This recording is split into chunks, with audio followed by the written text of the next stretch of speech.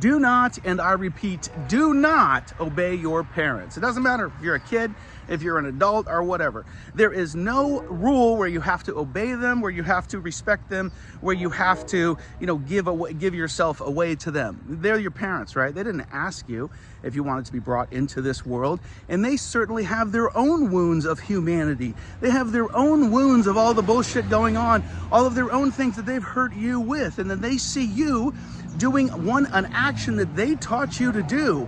They see you doing some of their bullshit and they say, don't do that. You need to obey me. All that means is you need to validate my ego of a parent. I see you doing the bullshit that I taught you how to do, and now you need to change your ways and obey me. That's just pride. That's just the ego of the parent. If the parent was whole and complete in themselves, they would be modeling behavior for the kid to follow. The kid does not need to behave, because they don't need to obey, because they will follow the parent's model. And if the parent is setting a good model, what's there to obey? Every time a parent is like, you need to obey me, you need to do this. And I know some of you guys, that's not true when they're little. Well, when they're under 7, it's kind of a different situation. I'm talking about in that conscious phase of being a child. Everybody, every single person is trying to work it out on their own.